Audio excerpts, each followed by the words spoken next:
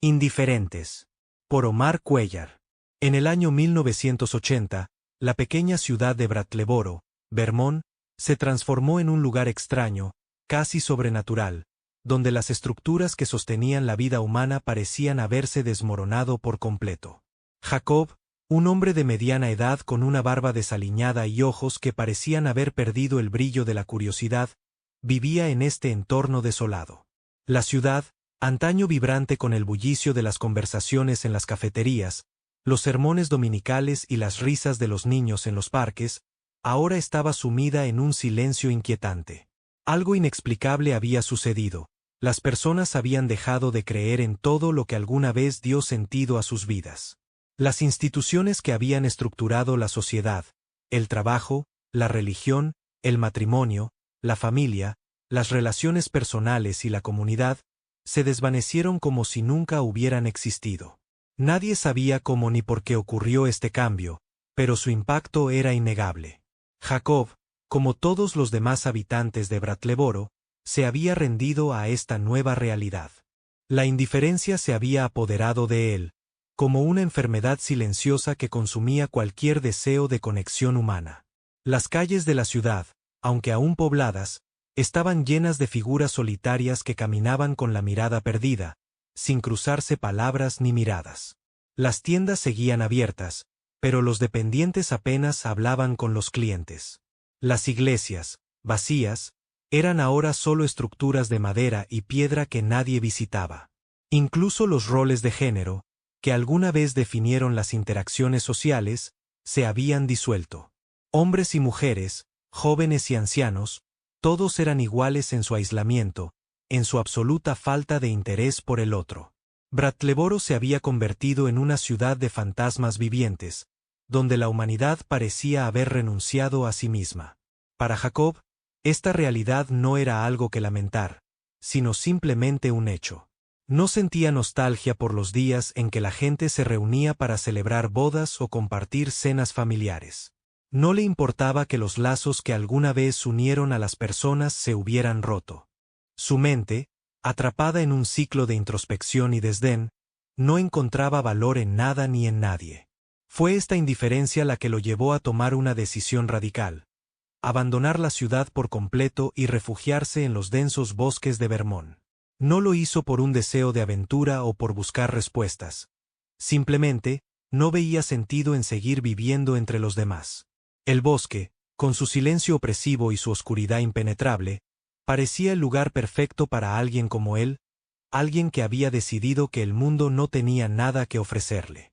Los bosques de Vermont, con sus árboles altos y retorcidos, eran un lugar donde la luz apenas lograba filtrarse a través de las copas.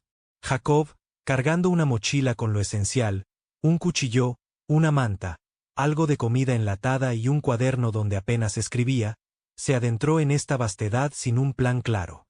No buscaba un destino, solo quería desaparecer. Durante semanas, caminó sin rumbo, durmiendo bajo los árboles, comiendo lo que encontraba y bebiendo de los arroyos. La soledad del bosque no le pesaba, pues ya había abrazado la soledad mucho antes de dejar Brattleboro. Su mente, atrapada en un estado de apatía profunda, no registraba los sonidos de la naturaleza ni la belleza de los paisajes.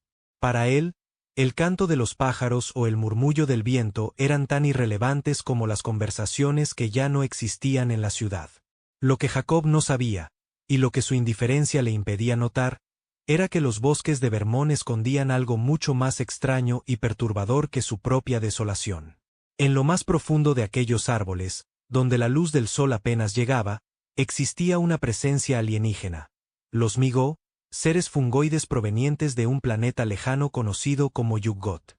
Estas criaturas, con cuerpos grotescos que combinaban rasgos de insectos y hongos, habían establecido una base secreta en el bosque. Sus naves, estructuras orgánicas que palpitaban como si estuvieran vivas, estaban camufladas entre los árboles, invisibles para cualquiera que no estuviera buscando activamente. Los Migo llevaban siglos visitando la Tierra, recolectando especímenes y estudiando a los humanos, pero su presencia en Vermont era particularmente activa en 1980. Jacob, en su aislamiento autoimpuesto, Había estado viviendo a pocos metros de esta base alienígena durante 3 meses sin darse cuenta. Caminaba por senderos que bordeaban las naves de los Mi-Go, dormía bajo árboles que ocultaban sus instrumentos, y bebía de arroyos contaminados por los residuos biológicos de sus experimentos. Su indiferencia era tan absoluta que no percibía las luces parpadeantes que a veces iluminaban el cielo nocturno, ni los sonidos extraños, como zumbidos metálicos o susurros que no parecían provenir de ninguna criatura terrestre. Para él, el mundo entero, tanto el bosque como la ciudad que había dejado atrás, era un lienzo en blanco, desprovisto de significado. Los Mi-Go, por su parte, observaban a Jacob con interés, fascinados por su completa desconexión con el mundo que lo rodeaba. Una noche, mientras Jacob dormía bajo un roble antiguo, los Mi-Go decidieron actuar. Silenciosos y precisos, descendieron sobre él con sus extremidades segmentadas y lo llevaron a su base.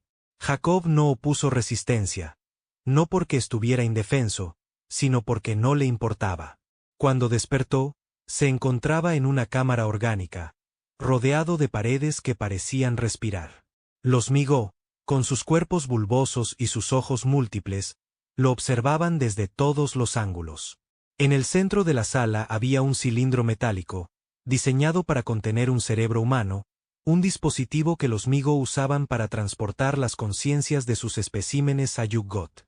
Jacob, aún con la misma expresión vacía que había llevado durante meses, no mostró sorpresa ni miedo. Simplemente los miró, como si fueran una extensión más del paisaje indiferente que había elegido habitar. Mientras los Mi-Go preparaban el procedimiento para extraer su cerebro, Jacob habló por primera vez en meses. Su voz, áspera por el desuso, resonó en la cámara con una calma inquietante. El universo es indiferente hacia mí y hacia toda la humanidad, dijo, sus palabras flotando en el aire como un eco de su propia existencia. Por eso, yo he decidido ser indiferente hacia el universo también. Los Mi-Go, criaturas que no comprendían del todo las emociones humanas, se detuvieron por un momento, como si intentaran procesar el significado de sus palabras. Para ellos, los humanos eran especímenes fascinantes, impulsados por deseos, miedos y conexiones. Pero Jacob era diferente. Su indiferencia lo convertía en un enigma, incluso para seres de otro mundo. El silencio que siguió a las palabras de Jacob fue roto por el zumbido de las máquinas de los Mi-Go. Sin embargo, algo en su declaración pareció alterar el curso de los eventos. Los Mi-Go, acostumbrados a recolectar mentes llenas de emociones y recuerdos, se enfrentaban ahora a una mente que parecía vacía de todo propósito. ¿Qué valor tenía un cerebro que no sentía nada, que no se aferraba a nada? La cámara seguía palpitando, y las luces de las naves parpadeaban en un ritmo casi hipnótico. Jacob, inmóvil, no esperaba nada, no temía nada. Su vida, tanto en Bratleboro como en el bosque, había sido una renuncia total a cualquier forma de significado. Incluso frente a la posibilidad de que su conciencia fuera extraída y llevada a otro planeta, no encontraba razón para preocuparse.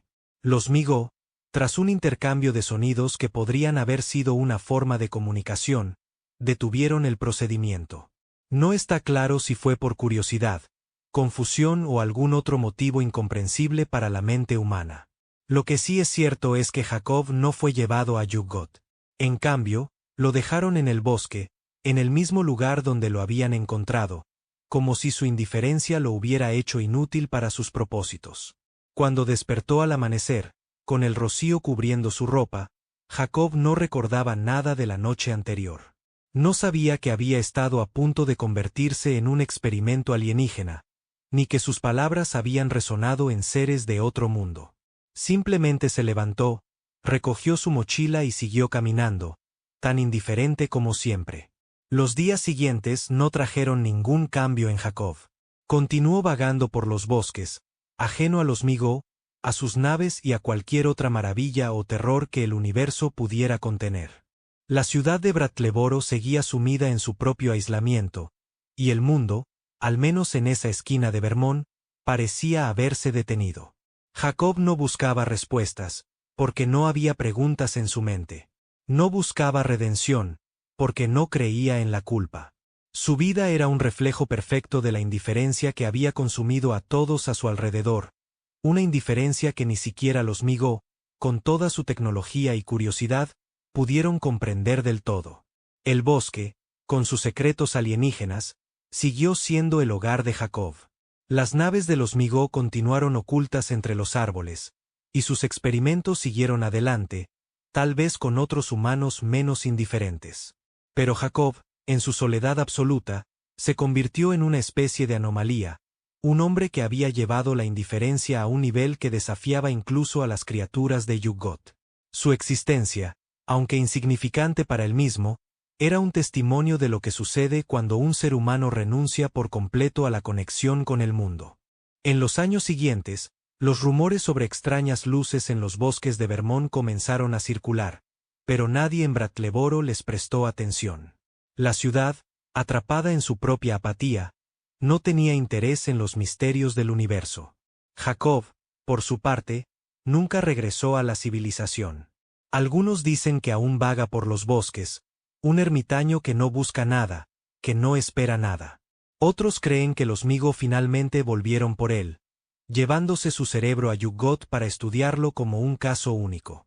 Pero la verdad, como todo lo relacionado con Jacob, permanece envuelta en la indiferencia.